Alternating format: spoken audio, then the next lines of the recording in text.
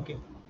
So good afternoon to all of you. And as I said, like this is an honor and privilege for me to be here for this occasion. And I'm really thankful to Dr. Jai Bhai for inviting me here. And it's a very unique and different kind of program that central government and Ministry of Education is arranging. So my thanks to Dr. Soni and Atal team for arranging all this, and I'm equally thankful and grateful for all of you to be here and attending this session. So one very different question comes to mind that when you people are here to attend a 1 week program related to robotics or artificial intelligence, whatever may be the subject scope, why we are talking about stress management at this point? Many of you must be thinking about it. So, when I heard about it, I was very delighted because I was just waiting for some institution to understand this part of life to be incorporated in any kind of learning. And I'm really happy that Department of Education is definitely working towards it. Very shortly, we will be knowing why we need this session at this point of time. So I hope all of you are just looking at the slide. I just take you through it. Let me change. Okay. So now, if you look at the slide, the 2017 data says that 1 out of 7 Indians were suffering with mental disorder. So that is 2017 data, which comes 1 in 7. That comes out to be around say 15 or 16%. But what is the condition in 2020? So these are all Times of India news. So if you look at the, I have marked arrow. So if you see, the percentage has gone almost close to 90%. So this is the condition of the people around.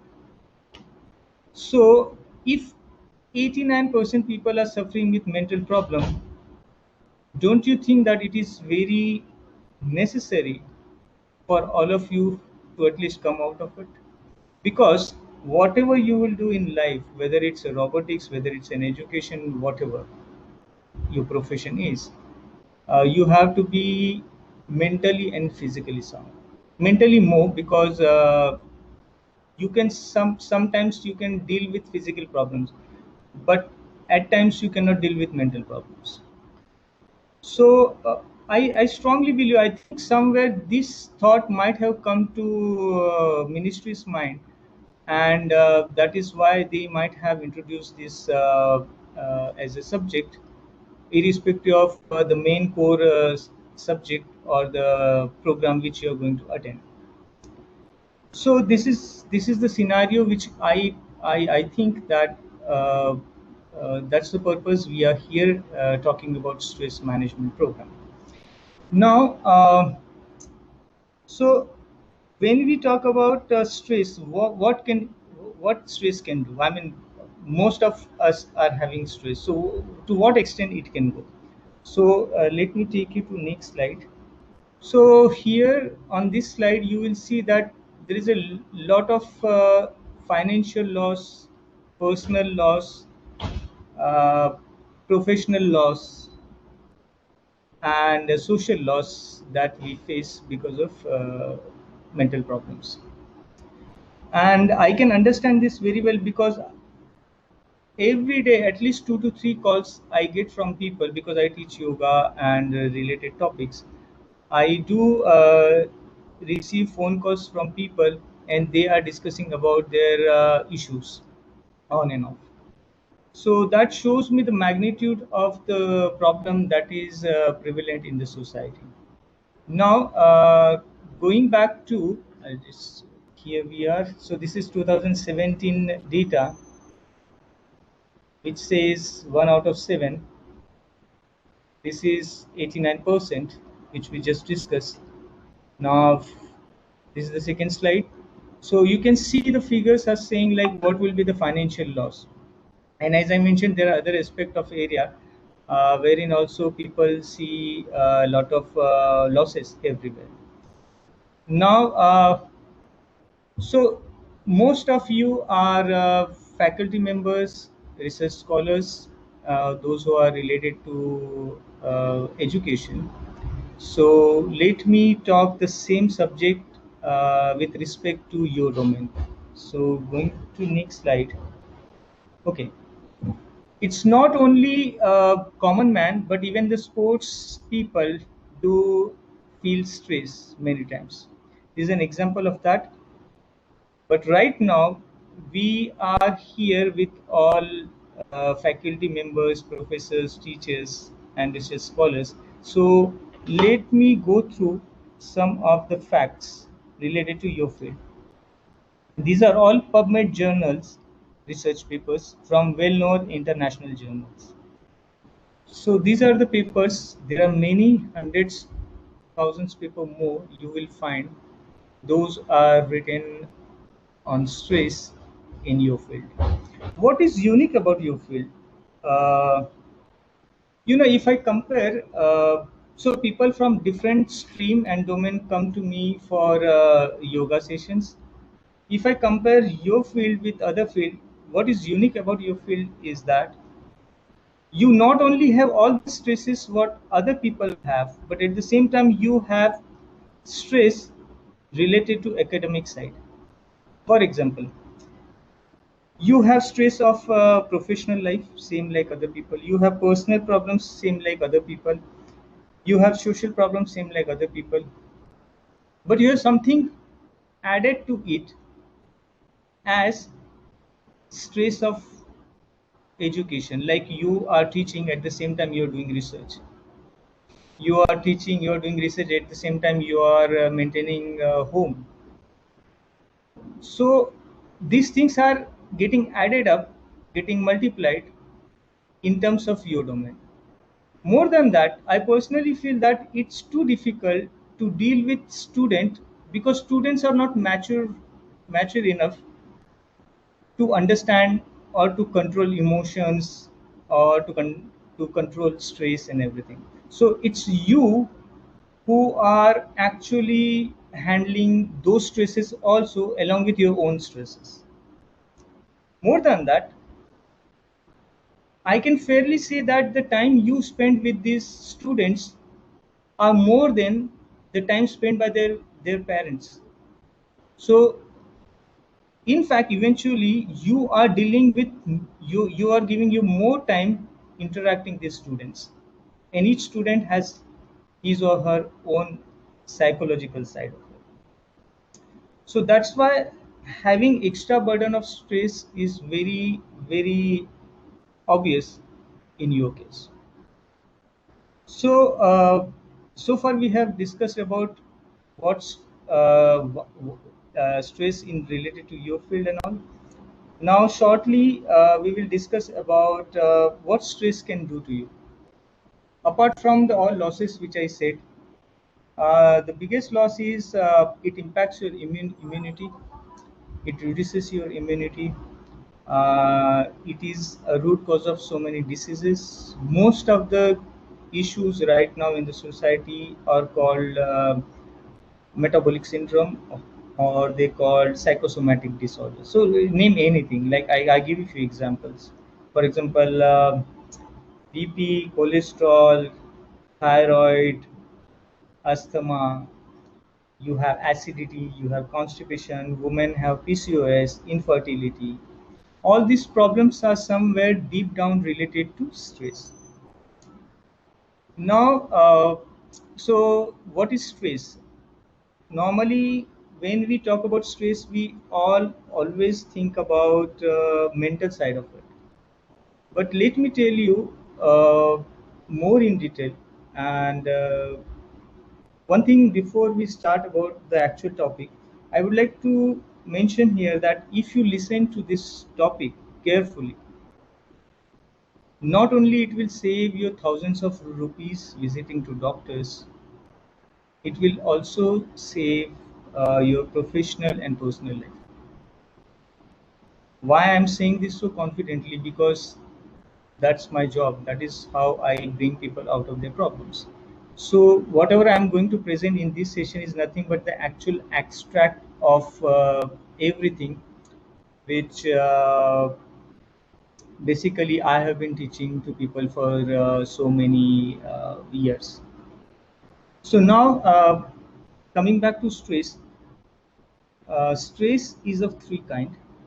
Irrespective of whenever you're saying I'm in stress, that person is in stress, or whatever may be the case, stresses are always of, I would say, three types. First is physical stress, then you have mental stress, and the third one we have is oxidative stress.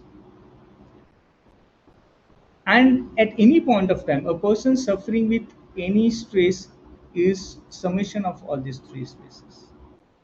But this is how we have been brought up, that whenever we talk about stress, we only think about mind, we only think about brain. But as per my research, as per my finding and observation, if you don't fix all these three areas, you, you are never going to come out of your stress. Never. It's very difficult. So we'll talk about these stresses one by one, and then I will go more in detail about what can be done for it.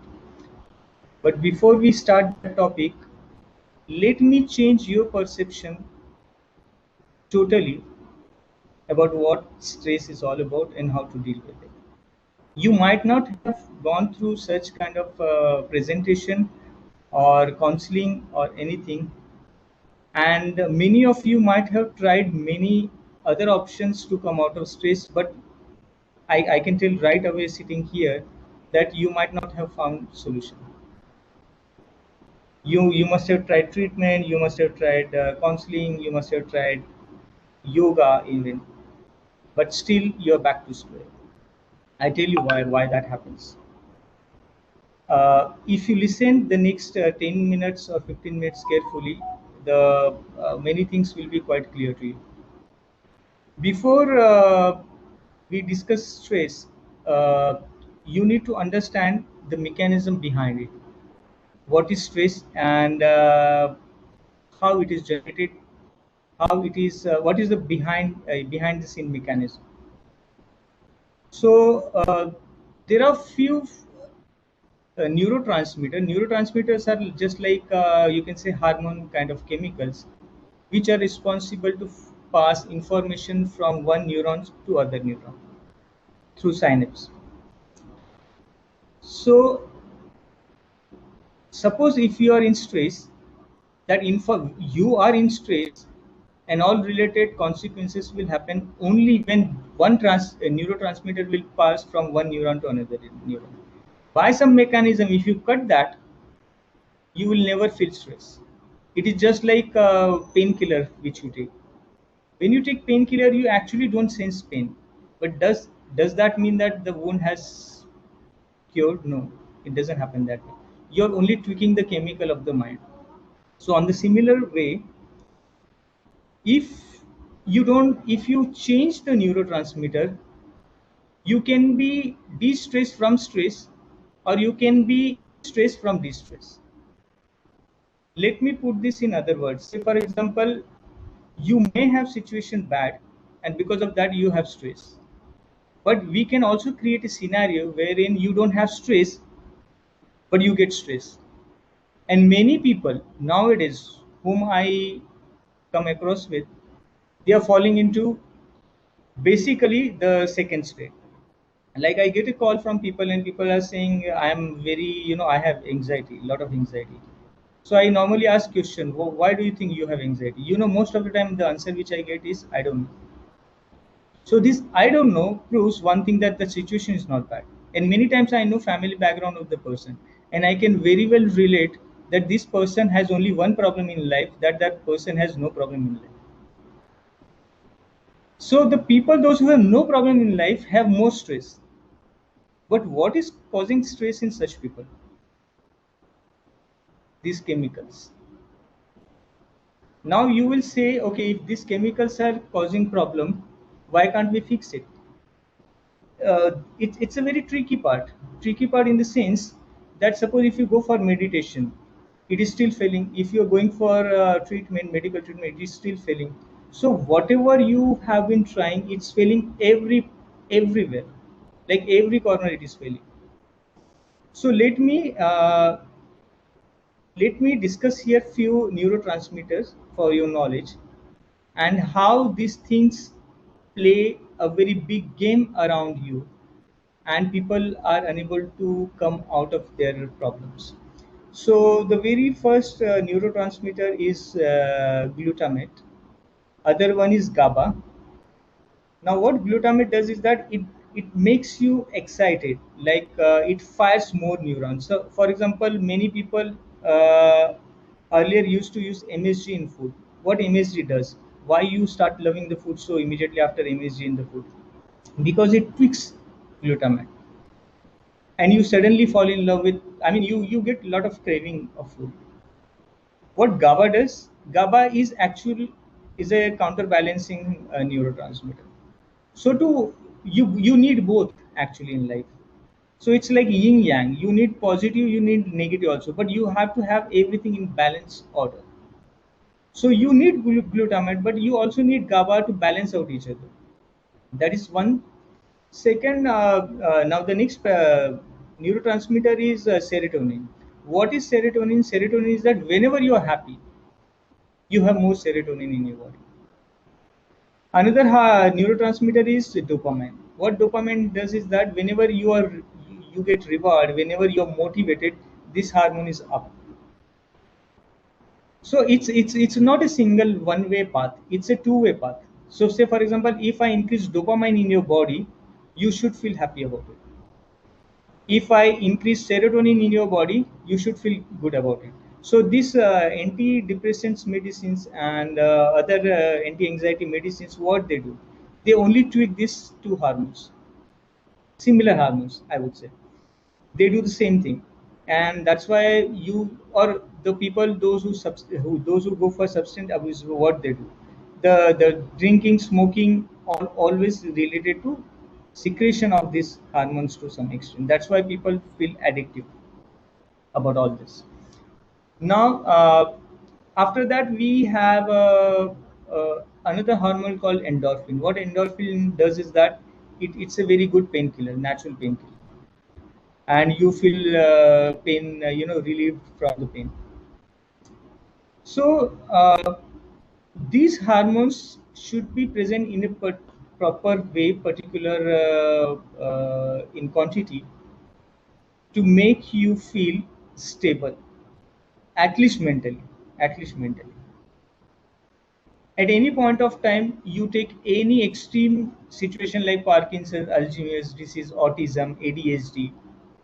Many researchers are saying that people, those who are having this extreme condition of mental disorder, are having very dysfunctional level of these neurotransmitters. So, like as I said, you might not have heard about this way of treating stress by understanding neurotransmitters. You must have heard people saying, do meditation and you will feel good. But nobody teaches you how to do meditation. Have you heard anybody telling you how to do meditation? It's too difficult because the person who is telling you do meditation may not be knowing even what meditation is. So word using word is very easy. You can make use of words very easily without knowing actual implementation of it.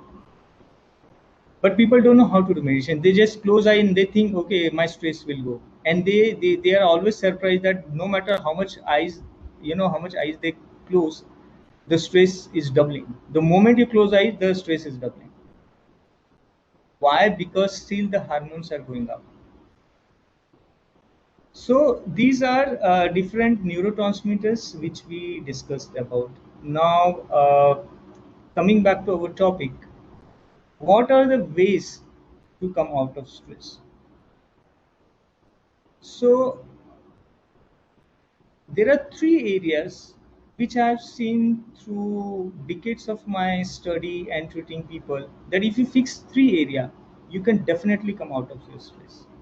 If you fix only one area out of these three, I'm going to say which are those three areas, you will be never out of stress. Never. It's impossible. And the first area which most of people know already, and that is physical activity. So I'll take it to next slide. So people know about exercise. Now, why exercise is very much crucial to come out of stress, and why not, if you do it, uh, it won't work completely as well at the same time. So the first thing is that why it works is, when you do exercise, you're occupied. If you are a person who likes to be occupied, that way also you can say exercise keeps you occupied and you feel little bit stress free. Second thing is that the glutamate neurotransmitter which I spoke about is reduced when you do exercise. Now, when you do yoga practices are known to increase GABA neurotransmitter. So when you are in stress, automatically your glutamate is high, and when you do exercise, it reduces. If you do yoga, it increases GABA, and that is how it balances out, and you feel little better. Of course, other hormones like dopamine, other are also secreted in that case. That is how it helps. Another area of benefit from exercise is that I will talk most of the time in respect of yoga because I teach yoga, but that doesn't mean all other sports are not useful. Every the benefit. But let's talk about yoga. In yoga, normally you are taught to breathe slow. What happens with breathing slow? The moment you breathe slow, your parasympathetic nervous system is activated. The moment your parasympathetic nervous system is activated, you feel relieved. Now, again, we'll go one step back. So we discussed about different neurotransmitters which are useful to control your stress. But what is damaging all these things? That is again another hormone. So whenever you are in stress, you are creating hormones called stress hormone. Which are stress hormones? One is adrenaline, other one is cortisol. So let's talk about cortisol. What cortisol does? Cortisol is responsible to give fuel to your body, energy to your body. It is useful if you are stressful in a, for a short time.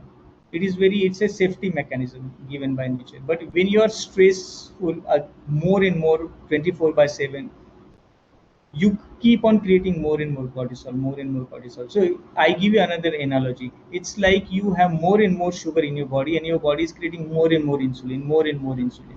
So same happens. The more stressful you are, the more cortisol you will create. The biggest problem of all this dysfunction of other neurotransmitter is cortisol. So when you have elevated cortisol for say full day or 24 by 7, cortisol is responsible for disruption of all these other neurotransmitters. It imbalances the actual natural level of all other neurotransmitters. And that is how you fall into stress. So the beginning starts with stress, you create more cortisol, and then it becomes a vicious cycle. Then one or the other thing. Say, for example, the person who has more cortisol will have autoimmune disorder, because the another quality of cortisol hormone is that it suppresses your immune system. So if you have suppressed immune system, you may get fibromyalgia, you may get psoriasis, you may get, of course, the cortisol is also responsible for PCOS. You may get PCOS, you may get infertility. So I give you one classic example of how these things will impact back. So when you have high cortisol, you are damaging your ovaries, adrenal gland, and so many other things. So say for example, the person is suffering with infertility. Now infertility will again create stress in the person, and then it will create more cortisol. So it becomes a vicious cycle after a certain point of time.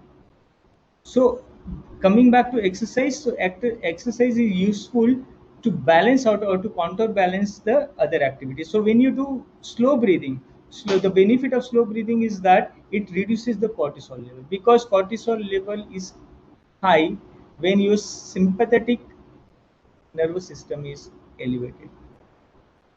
But when you do slow breathing, your parasympathetic nervous system is active. This is how cortisol secretion is balanced out. That's why exercise is very useful. Now, exercise also use yoga is also known to increase GABA level. Of course, so one side you have cortisol reduced, other side you have elevated GABA, other side you have glutamate reduced. When these things come, automatically you're out of your problem. But you may also ask one question, like you tried yoga but nothing happened. So to answer your question, we'll go back to second one. What else is required? Why you have not still seen the result after doing yoga or exercise? So we'll go back to next slide. You need another entity in your life, that is diet. Now, what diet has to do with your stress? So as per the latest research, the serotonin, which I just spoke about, happiness hormone or neurotransmitter, 90% of it is created in your gut. 90%. Imagine. So that is used in the brain, but you are actually creating in your stomach. So the people, those who have acidity, the people, those who have constipation, that that is called leaky gut. Leaky gut in the sense you're not you're not able to digest your food properly, and that's why you won't be able to create that much serotonin in your body. The less serotonin, again you will feel more unhappy. So you must have tried yoga or exercise, but you might not have tried diet, and you that's why you still feel yourself in anxiety and depression. For example, if I give you another example, so it's a very vast topic. Normally the students who those who come to me, they spend a month or two with us, and we take them in detail about all the changes. But I just give you a glimpse of how that is useful. Is say for example, vitamin E is present in almond. That makes you more resilient toward stress. When you have vitamin B12 deficiency, it brings cognitive changes in you. When you have omega 6 deficiency, it leads to depression and anxiety. So, if you remember, I told you that many people call me up and they say they have anxiety, but they don't know why. This could be one of the reasons. So, you don't have to have situation bad to be in stress. Even if your food is bad, you can be in stress. Another example I would like to give in respect to yoga or exercise, which I discussed about, the more carbon dioxide you have, like the people those who are asthmatic, and the people those who are continuously sitting in like IT people in closed environment, you have more carbon dioxide there. The more carbon dioxide in your lungs leads to anxiety. That's why when you deep breathe, you have more oxygen. More oxygen compensates or balances out more carbon dioxide inside your body. So that is how exercise helps. But if you miss this component of diet, then also you are only partially correct in your way to fix your stress. Only partially. You have walked only partially towards your destination. Another latest research is that you have almost few kgs of bacteria in your body. Few kgs of bacteria in your body. And many bacteria are very healthy, and those are called gut microbes. So what is the role of gut microbes? Gut microbes are responsible for creation of these hormones. If they are not present, you will not be able to generate. So you must have heard about many people saying my food is good, but nothing works on my body. It's just because they have a leaky gut. The more leaky gut you have, the more inflammation in your body. The more inflammation you have, the more stress you will develop. So in short, stress, you can say, is a disease, inflammatory disease, because it leads to inflammation. because it reduces inflammation at the immune system at the same time. So the more you suppress your immune system, the more inflammatory your body will be. So so you have to have very good probiotic in your food. You have to have very good nutritional. To your surprise, there is a new branch coming in medical science that is called nutrition psychiatry. It's a new branch, and that branch deals with human psychology with respect to the food. It's an altogether new branch. So you can imagine the impact of food and digestion on your mental health. Now, so we covered these two areas of physical activity at the same time, diet. Now, many of you must have tried these two also, but still you may be in tension. Why? Because you're missing third entity, and that is lifestyle correction.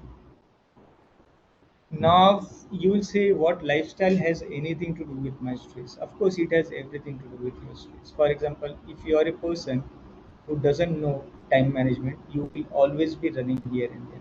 I have seen now it is COVID, so it's I don't see it now, but before COVID, I have seen few families in my apartment or in other apartments. Every morning, I see them, the kid and father or the mother are running for school bus. The same family, always running. They have been running for ages. So that shows a poor time management, irrespective of whether the kid is getting up on time or not. But everything can be planned. If you're very punctual by 10 minutes late, you can be punctual 10 minutes before two. So time management is a very crucial part which most of the people lack nowadays. And because you don't have enough time in your hand, you cannot give time for yourself. So you may join yoga classes. You must have done also. Many of you must have already done this in your life. Like, have you seen person joining 1 month yoga, then after 2 months joining Zumba class, then after some time going for walk? Why this is happening? Because other time they don't have time. And I have asked this question to everybody. I have asked this question to singles. They tell me, I'm very busy, I don't have time. I have asked this question to married people. They are saying, I'm married, I don't have time. I have asked this question to married plus kids. They don't have time. I don't know who has time. So when you don't have time, how come you will spend on your de-stress solution? So time management is a very crucial part.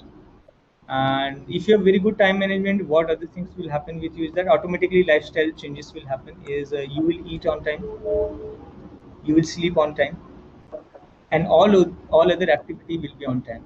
Now, but why we are more focused about this time?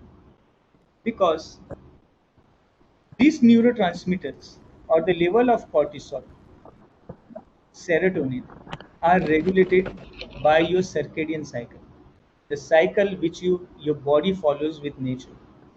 Say for example, when in the daytime serotonin level is automatically high, in the night time melatonin level is very high. What is melatonin? Melatonin is a hormone that gives you peaceful sleep. If you have disturbed melatonin, it will impact serotonin. End result is that you will feel more craving, you will feel more fatigue, more craving, more stressful life, more cortisol production. So again, so this is how lifestyle changes are impacting back to your brain. Another lifestyle correction is that what type of people you spend time with. So if you have people, those who always talk about something like gossiping, negative, you will always be in stress. So you should have a very good company of people. I'm not saying you should have a people those who are continuously talking about motivation. No, it's not required. But at least you don't have to have a people those who are continuously keeping you busy, and you're spending your time for nothing. So your what kind of people you spend time, that is very much required. How you're eating food, That matters a lot. If you're eating your food, looking watching TV, you're not chewing properly. If you're not chewing properly, your food will not get digested. If your food will not get digested, you will go back to disturbing the middle dietary correction. Again, you won't create proper neurotransmitter serotonin or other hormones, which will again go back and make you feel good. Other lifestyle correction is that which is most important, and that doesn't come on its own. You need to earn that ability, is called awareness. So you must have done yoga. You must have might have done diet corrections. But where is awareness? Where is your awareness? So awareness plays a very important role, and that's a part of lifestyle correction. Why I say part of lifestyle correction and not about yoga is that because on yoga mat you're alone.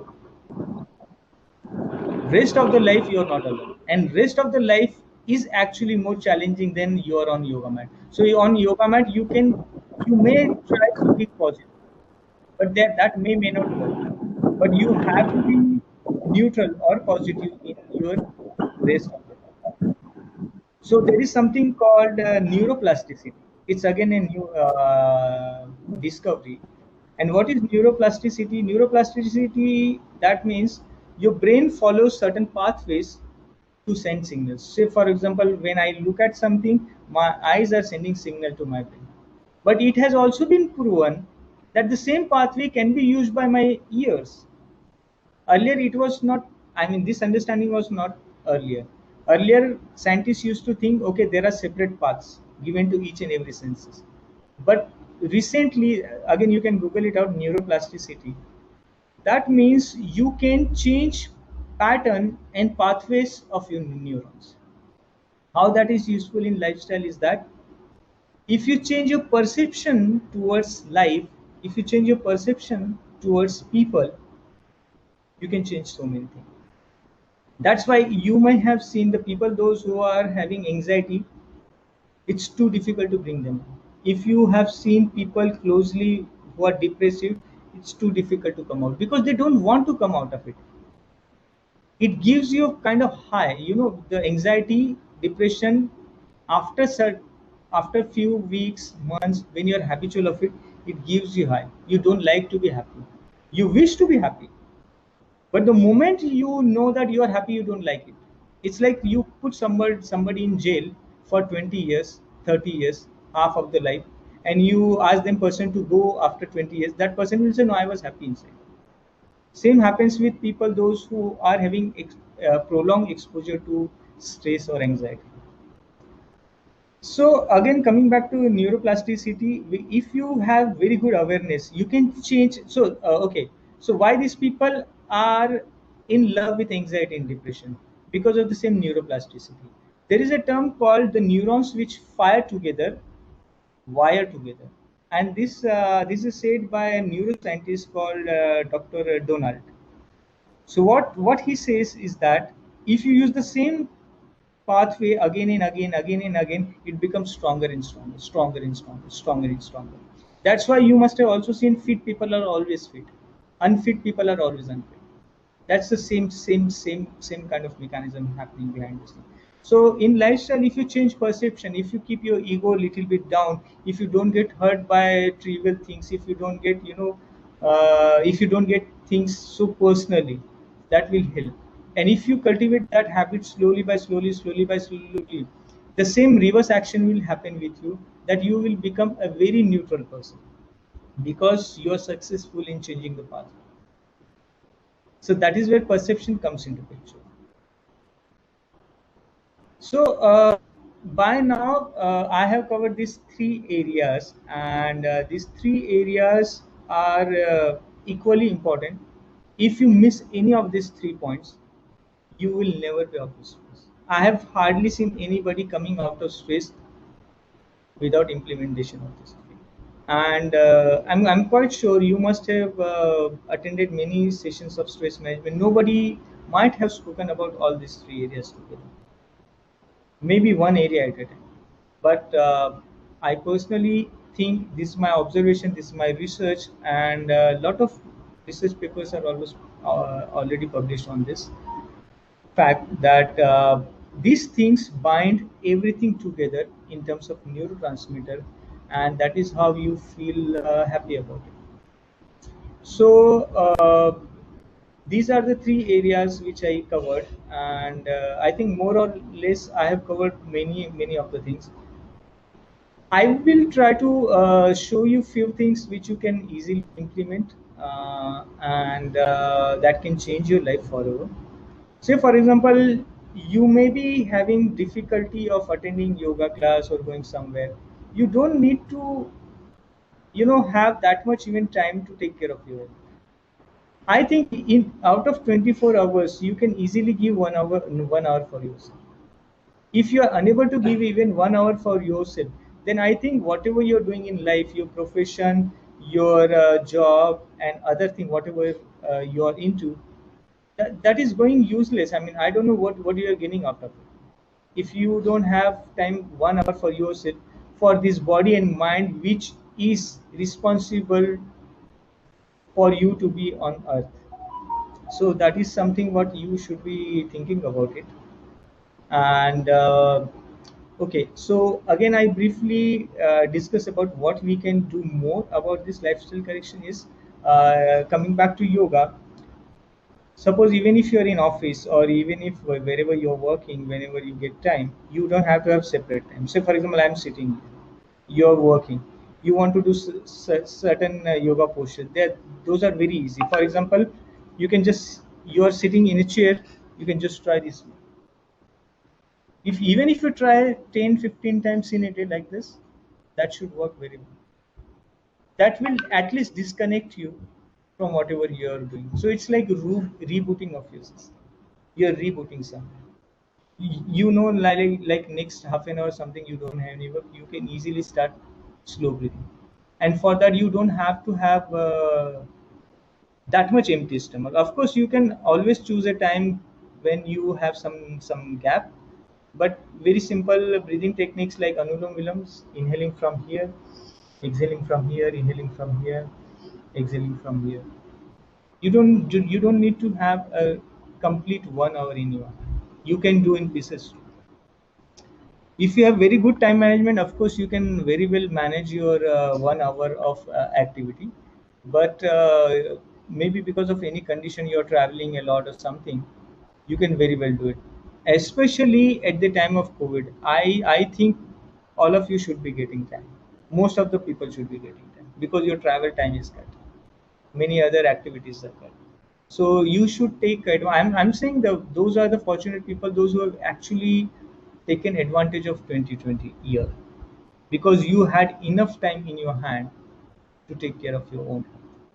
Still, it is not late. People are working from home. You can still, it's a time to open eyes, and you can take charge of your life. So any stretches will do. Any stretches, very simple stretches. For example, you are just sitting here. Try this stretch. This stretch is not only helpful for the place where you are working. If you are traveling, you are on airport, you already have to wait for 1 hour to what you are going to do. Instead of listening to song or something, you can move your hands and legs. That will save you not only physically, but that will save you mentally as well. As far as food is concerned, as I told you, like it's a very big topic, very big and vast topic to cover in this session. But those who are interested, I would say briefly about what will really work for you is more fiber diets are known to help reducing stress. You should cut down a lot of sugar, bread items, such thing from your maybe breakfast or main course, that you have to reduce. You should have intake of lot of vegetables and fruits. Uh, when I see normally when I correct people's food, I ask them to maintain a diary. They write time, what time they are eating, how much they are eating. You won't believe, I hardly seen anybody eating properly nowadays. So if the food is so bad, how come you can think you can be out of stress? It's impossible, just impossible. Because the food which I have seen, I'll tell you, and you will be wondering that you may think that I'm talking about you. The morning breakfast, people taking bread, Bakery items, biscuits. This is normal cornflakes. These are the breakfast people are taking nowadays, or because they are very easy to prepare. People don't like to make an effort to do it anything. Normally, in the lunch, people are having most of the most of the time they are making paneer, cheese, other bakery items, maida, other kind of juices, or extra sugar, stable sugar, cooking something in that. In the snacks, they are again going for breakfast, or say some kind of namkeen. This kind of snacks they are taking. Evening again, they are having the heaviest meal at dinner. And the end result is that most of them are suffering with acidity constipation. And the medicine which you take for acidity constipation are actually killing your gut microbes. If you are a person who is taking lot of antibiotics because of any reason, you are killing at least 50% of your microbes of the gut. And the more microbes you kill in your gut, the more chances that you will never be out of your stress.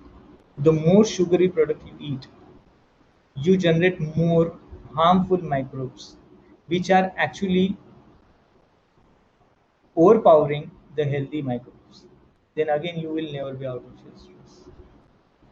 So this is how it's a chain reaction. This is how one things impact other thing. It's like you must have heard about butterfly effect. Butterfly effect in the sense a butterfly can bring tornado.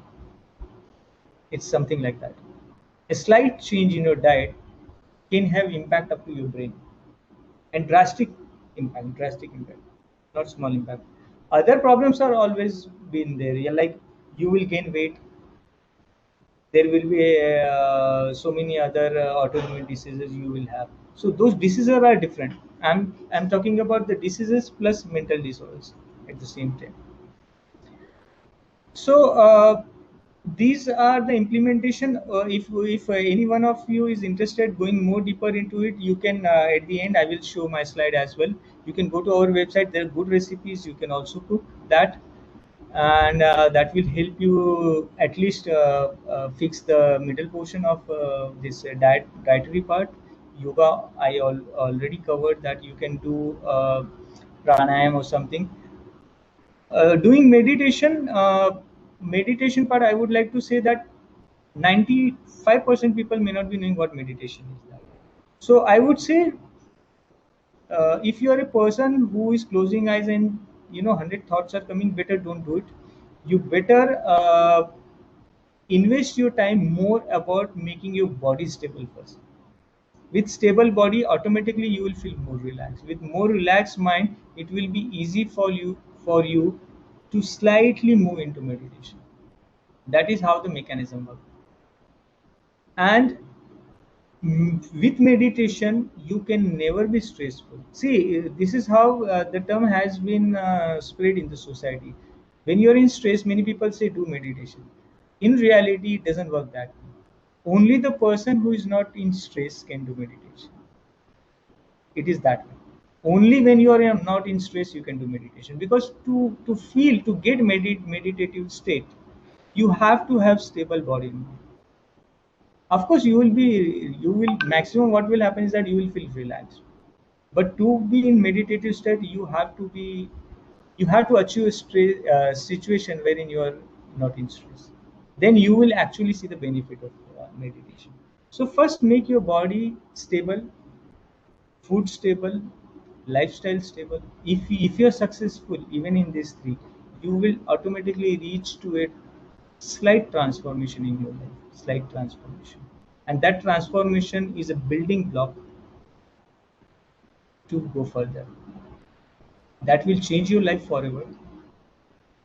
Here we discussed only about stress, but you won't believe, if you apply these three areas which I just discussed, not only you will be out of stress, you will be out of all most of your 80 to 90% of your disorder and diseases. You name anything. I just named few, and that is what most of the people are suffering from. I named few. So you can be out of it. You can be out of your all orthopedic issues as well, cervical problems, slip disc, knee problem, whatsoever, because your job is to stand a lot. You, many of you may be having knee pain, ankle pain, and imagine a case, a person with knee pain, ankle pain can't be in relaxed state. The person may be teaching to students, but inside must be feeling a lot of trouble. So, and I feel personally that you as a faculty members, you deserve better health, better life. Why? Because you are a role model in front of students. If your nature, if your physical status or if your mental status is not up to the mark, what impression it is going to put or what learning students are going to get out of it? Because there are some hidden learnings also. All learnings are not from the whiteboard. You learn by observation also. You learn by so many things, like the way you learn at home. And because these students are spending more time with you than their own families, your status, your health is more important. So, as a mentor, as a teacher, you deserve better life, better quality of life, because you can set examples. You can bring so much of change in students that when they come out of colleges, they are totally different. Not only you will give them wisdom of technical knowledge or whatever knowledge you are expert in, but at the same time, indirectly you can teach them a lot with your status of physical and mental status, activities, academic and non-academical, both side of pressure, family pressure, social pressure, financial pressure, name anything. In this scenario, if you take care of your health, you can save yourself. Because this pressure, areas of pressure, are sufficient enough to damage your physical and mental state. Because you have something extra than other professional fields, something extra to handle. So you have more because I have students. They are professors in different colleges. When I talk to them, I understand what problems they are going through.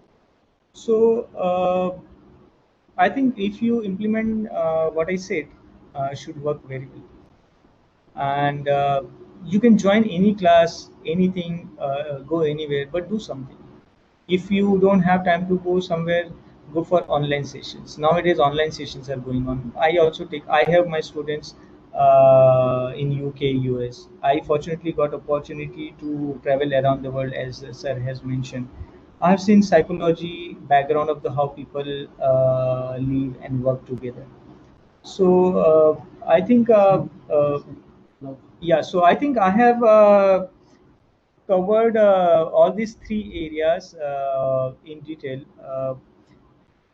Uh, if you have any question, you can discuss with me, or if you want anything to understand more among these three areas, that also you can ask me, because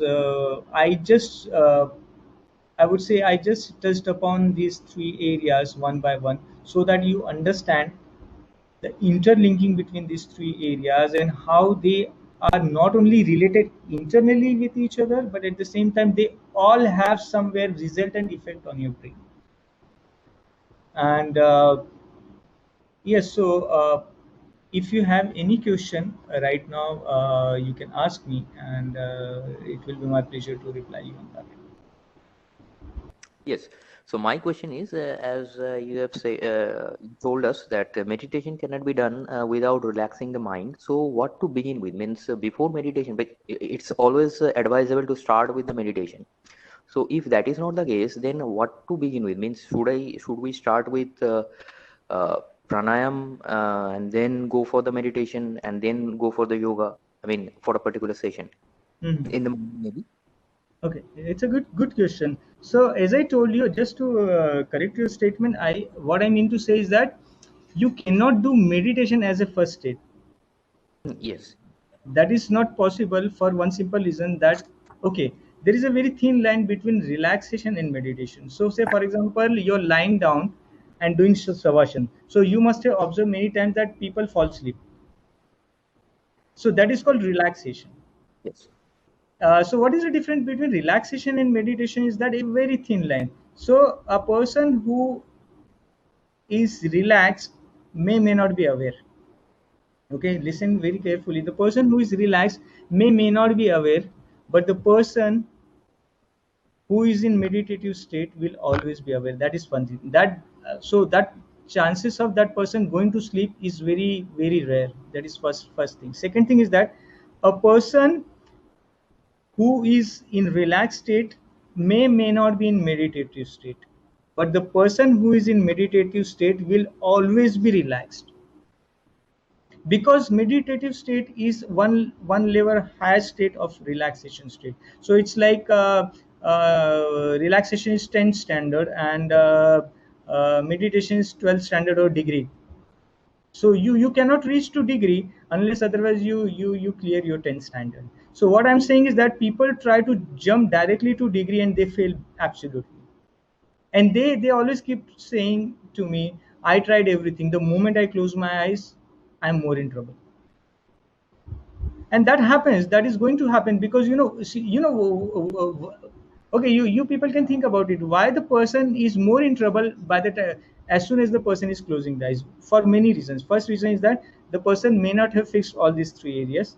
So the source of neurotransmitter which is making you feel sad is still on, that switch is still on.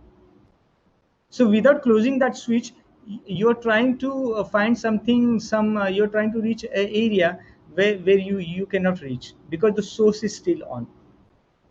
So you need to first cut down the source to reach to next level. So to reply to your question is that the basic thing I would say, start with very basic in the sense, if you are a person who has never done anything, don't directly try doing so many things. You first start going for walk. Go Okay. for walk 1 month Okay. without thinking anything, because walk has one because many people say, oh, last 6 months I have been trying to join you, but I didn't get time because of so many other things. And I was waiting for you to open classes after COVID. That's why I'm not joining you. This is how reply I get from people. Or people say, I have never taken care of my health last 2 years. Now I want to take care because there is no yoga class nearby. I said, okay, there is no yoga class nearby. Understood. But who stopped you for going for a walk? So Hmm. going for walk is a very simple. No knowledge is required. No teacher is required. But what is special about walking is that how much you will know how much potential you have. So Okay. if you're successful in going for a walk for one month, trust me, you will change yours there itself. Then whatever you will join, you will be consistent. Otherwise, if you fail to go even for walk and not able to complete 1 month, forget about joining yoga class or anything, because you will join, like many people have membership of gym, but they never go. They never encash it.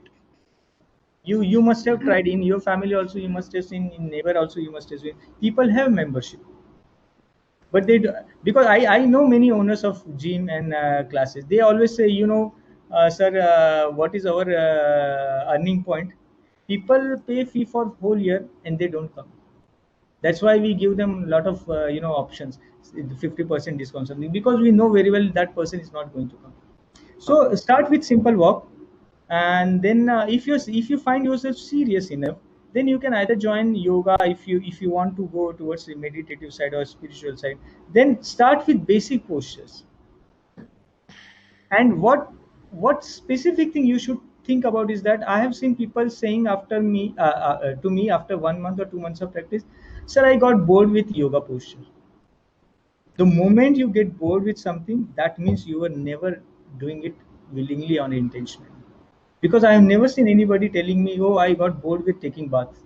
Oh, I got bored with brushing my teeth. Why? Why can't the same thing happen with yoga? So you should have that kind of closeness with your body and any activity which you're doing so that you never feel bored. Every day is a new day for you then. Every posture, the same posture which you have been doing 1,000 times becomes a new posture for you. This is how, so the my third point which I said, change perception. That's a lifestyle correction. Change perception. Don't look at the world the way you have been looking so far. Change perception, because if you don't change perception, you will be creating hindrance for your own progress itself. So start with yoga posture. If you find yourself successful, go further. And by the time you become little bit master of postures and breathing, pranayam, automatically your body and brain both are mentally ready to get glimpses of meditation. So meditation is not something that you can invite. Meditation comes. Meditation comes. It's like a sunlight. You just have to keep windows open. It comes automatically. You have to just Thank you. prepare yourself. Yes, sir. Thank you, sir. So my second question, if time permits, would Yeah, I? yeah, we have time. We have time. So we still have 20 minutes. Okay. Many people I have heard about that from many people that after dinner one should have a walk for few minutes. So Hmm. is it and for how long should we walk after dinner? Okay. And after how much minute should we start walking? Okay. Okay. So okay, I give you a few more examples of on the similar ground. Like people say.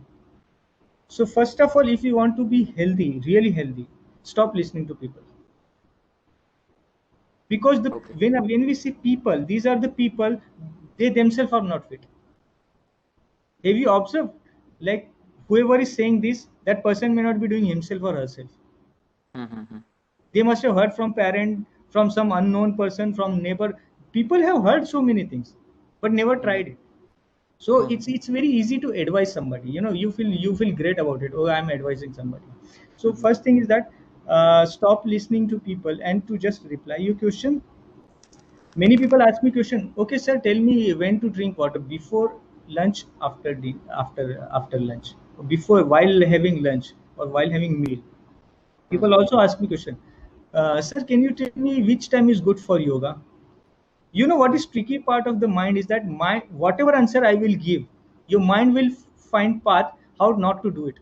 For example, I have tried both the, because this research is my area of interest. So I try this research on people's psychology. So when people say, okay, sir, I have heard that yoga cannot be done in the evening. I always give them chance. Okay, no, you can do in the evening also. Then suddenly person will say, oh, but evening I don't get time. Or for example, people tell me, I have never tried yoga because I have heard that yoga should be done in the morning, and morning it's my morning shift always. Because Mm-hmm. brain, as I told you, the person who are not fit, the person who are having depression, anxiety, they love that comfort zone. They don't like to come out of it. They wish for it, but they don't try for it. Mm-hmm. So they close their own doors. So walking after dinner is advisable or not? I would say if you walk more after dinner, you will become active. You won't get sleep properly. Mm-hmm. Like you must have heard people saying after dinner walk a mile, kind of that proverb. So it's like people saying apple day will keep you, healthy. I can bet, try, take any example, give that person apple every day, still person will be sick because other Yeah. ingredients are missing. So I would say if you are privileged to have time earlier, I would say go for walk, and that to brisk walk before your food. After food you can just walk, you can roam around and you can come back, because the more you will walk, the more adrenaline and cortisol you will generate, and the more cortisol you will have, you will become more alert, Mm-hmm. and you will get sound sleep. You can walk in the morning because morning cortisol level is very high, and you feel fresh. So that's why in our ancient texts normally practices are advised to do in the morning. But I understand if you're morning shift, what you will do, better do it in the evening. Just not avoid it because you have heard that we should be doing in the morning. No, then wherever you get time, you do it then. I hope I answered. Any other question? Early morning. Sorry, Yeah, yes, yeah, earlier, yeah, yeah, that's the best time. That's the best time, I would say, because for many reasons. Why doing morning is always best in the morning. Sorry. before. No, I won't suggest that. See again, it's like, somebody will say, okay, is it okay if I take bath 4 o'clock in the morning because it is written in Ayurveda? No, I would say, look at the situation of contemporary people. You have to go to college, you have to take care of so many things. What I would say is that if you can, because you need proper sleep also, if you don't have sleep properly, automatically your serotonin level will come down. Again, you won't see the 100% benefit which I was talking about.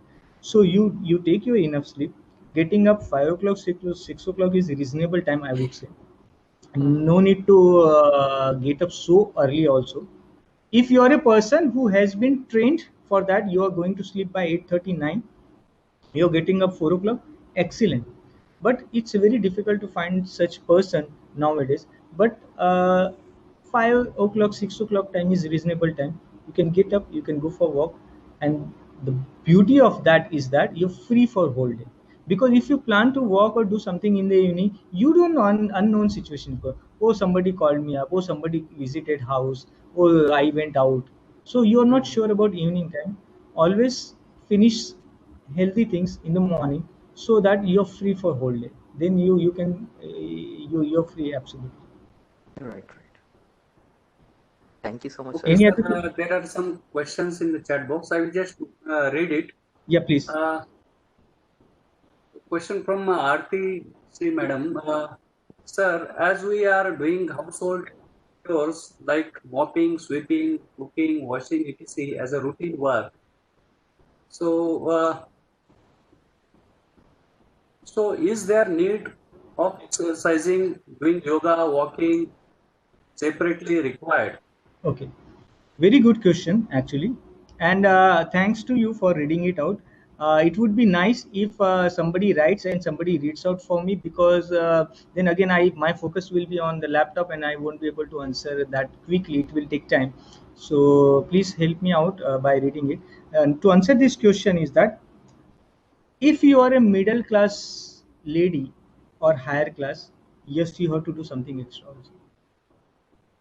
Why I said this is that, have you seen most of the houses maid are very fit and the owner lady is not fit? Have you seen that? Why that happens? And what will happen if the same lady will work? Why I said middle class? Middle class I said for one simple reason. Of course, you can be the whoever has written, maybe exceptional case. But my intention of saying this is very straightforward. Is that middle class person is basically more in stress. What happens, say for example, you are, many people tell me, okay, when I make chapati, I'm standing, I'm doing some work. So that, will that be counted in physical activity? No, because when you are making chapati, when you are cleaning house, you are in stress, you are creating more cortisol. You cannot consider any activity wherein you are not relaxed and doing. So when I say brisk walk, I will never ask you to brisk walk listening song, talking to somebody on the phone. Because if you go for a walk talking to somebody on the phone, again you are missing the whole essence of it. Because you are losing awareness, and awareness is this mindfulness is responsible to bring that neuroplasticity in action, to bring neurotransmitter in action. So if you're doing household work, you can very well be fit if you do it everything mindful way. But I tell you one thing, when you're doing household work, it becomes task, because you have responsibility. It becomes task. So whenever anything becomes task, trust me, anything, even movie, when movie will become task, it will become stress. You can't be relaxed, and all hormones, because it's a play of hormones. What hormones you generate, then it doesn't matter which action you're doing. So if your action is combined with mindfulness, you're very good.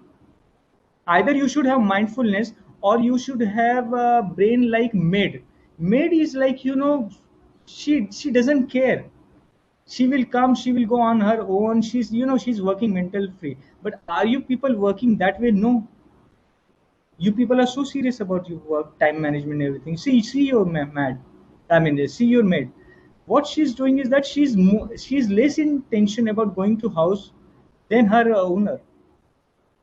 And nowadays, what is the situation? Situation is that people can change their whole routine based on when maid is coming and going. The whole routine of every middle class family is revolving around timing of maid. Why? For the same reason. So I would say, if you are a person with full mindfulness, it will work. Otherwise, it won't work for you. You have to have separate time for yourself. Nobody else is involved. Nobody else is involved, and you are not doing that thing for somebody else. So if you're doing household work and somewhere you're thinking, why only I have to do, why other person is not doing, you're gone. The whole essence of hormones will go waste, because you will create stress hormones. Of course, if you can do household work without expecting anything from anybody, with a very mindful way, detachment way, of course it will work. But that's too difficult. I understand it's too difficult. So you have to have time for yourself, dedicated 100%. That's why I say no listening song, no talking to people on the phone. Only you are there, nobody else. Any other question, please? Very nicely explained, sir. Another question from Anni Kumar, sir. Due to COVID, my screen time has increased a lot. What should be done to protect my eyes and even health? Okay. Again, this is very good question. So screen time has increased. So I would say, as long as you're working on the screen, and if you're counting that time, I'm okay with that. But on the top of it also, you're spending time on WhatsApp, then it's bad. Because WhatsApp time was in your hand. At least that you could have cut down. You could have cut down, or you could have removed yourself from many groups. If not, do it. At least that will save your further screening time. So so job anyway you have to do, honestly. That and again, I will say what to do, but I'm saying, more than that, what is more important here is that you can avoid watching more TVs. You can avoid more usage of gadgets. At least that you can do. Even if you do that, trust me, you can cut down 30% of your exposure to light, the screening. That 30% will reduce.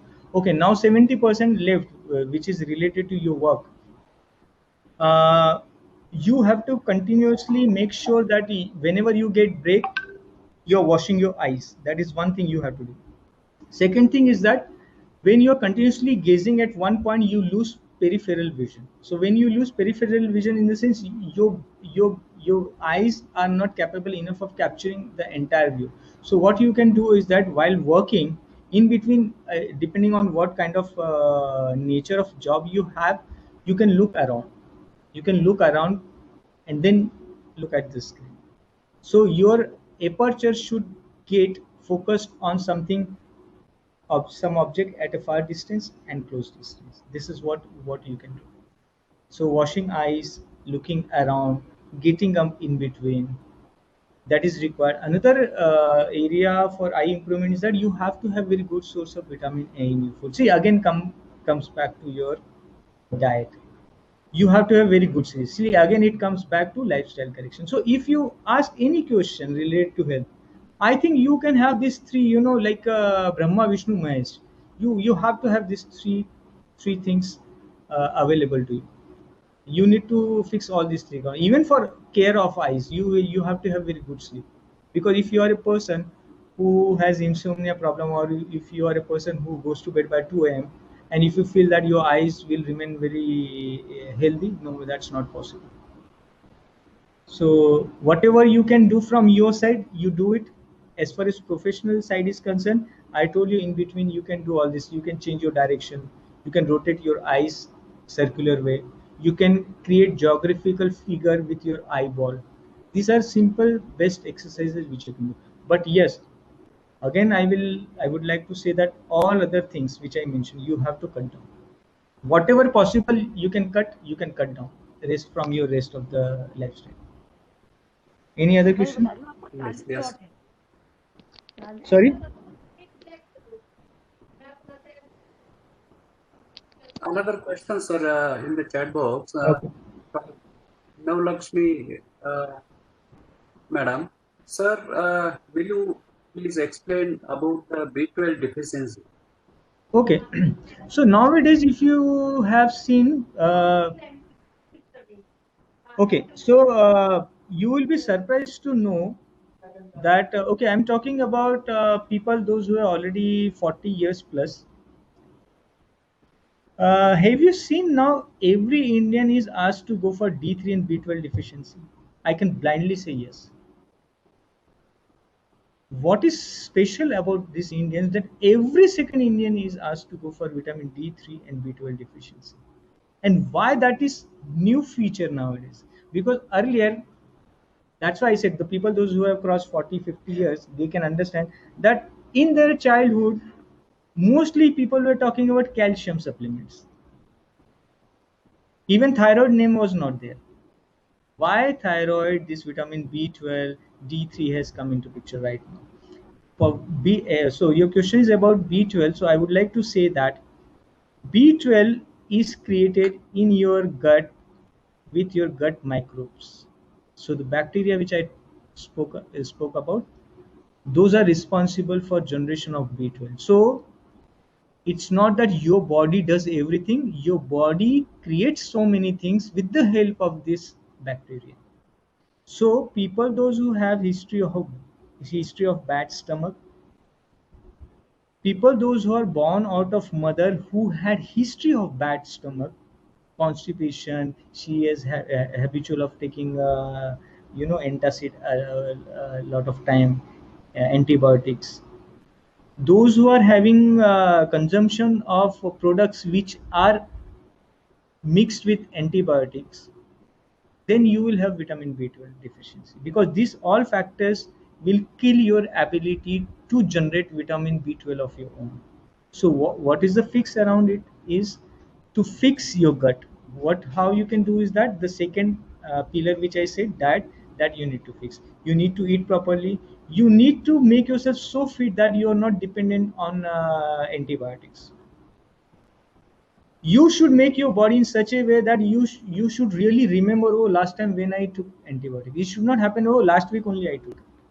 That should not happen, because these all antibiotics will kill many other bacteria as well. So it's not only I'm blaming antibiotics or something. Even you don't have, if you have more sugary product, again you will be having lack of vitamin B12, because again you will have wrong bacteria more to dominate. So correction of food, having probiotic in your food. So probiotic, again I can tell you there are many different types of curd available with probiotic elements into it, that you can start consuming. But that is not a single solution. See, again, don't catch my word. When I say about one thing, I always say about one thing considering these three factors in mind. Because if you pick up one, say somebody will say, sir, you told me to eat curd, I started eating curd, but still I have vitamin B12 deficiency. But what about yoga, which I also said? And why yoga? Because if you have more cortisol, again you will not create vitamin B12 irrespective of how much curd you eat. It's like many people are already having D3 as prescribed by a doctor. But what is happening with their back, neck, and knee problem? They're all suffering, still suffering. Even after taking for months and months, they are suffering. Why? Because they are lacking other two factors, other two pillars. So it's so one solution, direct solution is that curd, as I told you, or other, you have to make your food very good with good fiber and all. But you have to have good lifestyle. You have to have good physical activity. Any other question, please? Yes, one question from Yasha Thakur. Because of the continuous sitting of the online work and continuous screen time, which is mostly unavoidable, and also how to limit the screen time in children. They are become cranky. It's obvious, but how to deal with it? Okay, so the first part is that if you have a job which requires a lot of sitting, say for example, I'm sitting. So I'm sitting here because I'm giving presentation. So I have to sit properly, so that because all of you are watching at me. But when you are dealing with similar people, when you have to show only face, you can change your position. I mean, it may look funny, but I'll tell you, but that will save your spine, that will save your bones.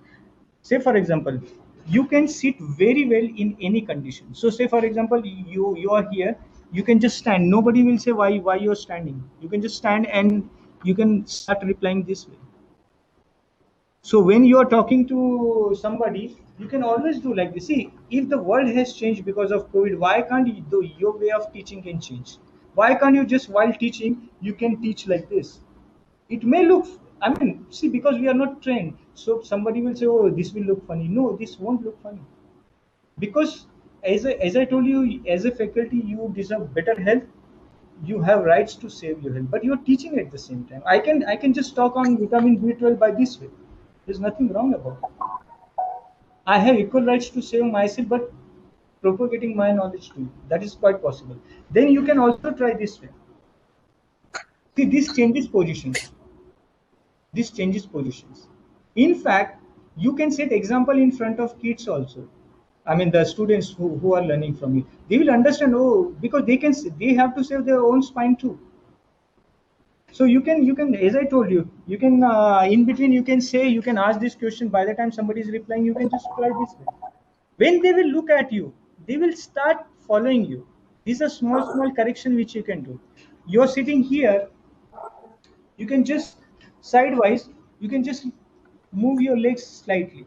See, you may be showing just your face, but what is, you can always move your legs down. Nothing wrong. You can always do like this. Just sitting and talking, you can do like this in your profession. Nothing will impact you. Of course, if you have to write something, do something, you finish it off, and wherever you have to talk, you change your position. You can change your position. So I don't know whether you people are able to see me or not. You can just in between, you can sit like this. In fact, you can sit like this as well. This is a yoga posture. Gomukhasana, you do like this. So 5 minutes like this, 5 minutes like other way around. You can write also with this. Nothing will stop you. At the same time, you will be getting different, exposure to different posture settings. So you need to invent. You need to find out your subject, what subject you are teaching, how much time you are actually spending while writing or explanation or whatever. This way, you can modify some routines for your own sake. That is quite doable, and that's the only solution. Don't wait for lecture to get over. Don't wait for something. As long as you're not breaking the link of the subject, as long as you are delivering everything very efficiently, you can always modify the way you take your session. And second part is about what to do with kids. See, kids basically, as I told you, why teachers deserve better health, because there are indirect learning too. People are watching you. People see what is the lifestyle of this person. I mean, how come we can become like that person, because they see role model in you. So to fix the problem of kids, when they see, okay, my parents are going for work, my parents are doing this, my parents are doing it, automatically the interest is developed. When they see, oh, my father is always on WhatsApp, oh, my mother is always on TV, and you know the what is the PT about is about all this thing is that these parents will tell kids, no, you should be doing exercise. Why that person should be doing exercise, that I don't understand, when these two people are not doing. So that kid feels, oh, why they are punishing me. To tell them, you need to implement first, and automatically rest of the things will set. I give you one classic example. In my house, we eat very straightforward food, and that is how we have taught to my daughter. So we don't see her, finding difficulty eating jawar roti, sorghum chapati. I mean, because that is how the taste is developed. You can develop a taste of milk without sugar or Bournvita, that you can do, or any product. I'm not against any product or something, but what I'm saying is that you can develop a taste by any other way, without sugar, with sugar, whichever, whatever works for you. If Bournvita works for you, that is fine. If something else works for you, whatever works, you have to just make sure that it's up to you what kind of taste you develop. So you need to set example first, and then it is easy to implement on other people. Any So other question? last question, sir, from Harvinder Singh, sir. How many minimum glass of water is sufficient in winter to become healthy, or drinking water reduce stress or not? Okay. So to reply this question again, from the all whole world, what we have picked up, water. See, again, going back to the same theory, it's good that you picked up a subject of water. Somebody picked up a subject of B12. But what about peripherals? So, say for example, if I tell, okay, this much 2 liter water is good for winter or summer, whatever. But if you are a person who is not handling all these three parameters, anyway, you won't be healthy. See, try to understand the whole takeaway from this today's session. What I'm trying to say again and again is that don't hold on to one pillar. So to reply specific to your question is that you drink as much thirsty you feel. Of course, some people intentionally don't drink proper water, so you drink it. But I have also seen people unnecessarily keep on drinking because they think it's something nectar. I mean, something magical will happen if they keep on drinking the water. No, even that is bad. So going back to your question, I tell you, if the body is healthy, automatically you will generate enough thirst to drink water, or that happens automatically. Say for example, somebody will ask me how much time I should be getting. I should be sleeping. This question is difficult to answer because somebody will say 6 hours, somebody will say 4, somebody will say 8 hours. It depends on your body structure. If you are a person with 10 diseases, anyway you are not going to get sleep. But if you have a very good body and mind, whatever sleep you will get, that will be just sufficient your body, because your body is so intelligent, so intelligent. It is the best, I would say, the engineering work, as you must be knowing. It takes care of it automatically. So first fix the roots, then whatever flower or fruit will come, that will be of very good quality. If you don't have good fertilizer, if you don't have good quality of seed, you're not going to get good flowers or fruits. So fix these three pillars. Trust me, all other things will fall in its place automatically. Automatically, you will know how much water you have to drink. Automatically, you will know how much to eat. Automatically, you will know, okay, now I have to stop eating. That extra thing, overeating, starvation, they all vanish. It happens automatically. Automatically. So focus on this thing. Then, whenever you will feel like drinking water, you can drink. Whenever you feel like not drinking, it's okay. But make yourself fit first. Yes. Any other So, question? I think all questions are over, sir. Okay. And I have just gone through the chat box. Really, it is all feedbacks which has been given by the participants. Mhm. Is Okay. They are mentioning very interesting session, and also thank you for the wonderful session. Very useful in our regular life. Like that, very great informative session. So these are the feedback from the participants. Sir, really, it is a very excellent session which you have delivered, and Okay. from our side, from College of Engineering Pune, we are thankful to you, sir, for sparing your valuable time and accepting our invitation and giving this invited talk to our participants for this particular FDP under Atal sponsorship for the robotics. So, thank you very much, sir. Thanks to all of you, and it's my, as I told you, it's my privilege and honor to be here. And uh, what is more interesting, coming here is that, as I told you, I myself teach, so I understand importance of teacher and how much potential and power they can set on society. So I hope even one person out of you understands what I'm saying and able to change life completely, personal, professional, both. I mean, this session will be totally worth. And having said that, I would like to thank again Dr. Suni, Atal team, Ministry of Education, and COEP especially, and all professors and faculty members for for having such session, because This was the piece, in the whole puzzle. This was the health was the only piece that was missing.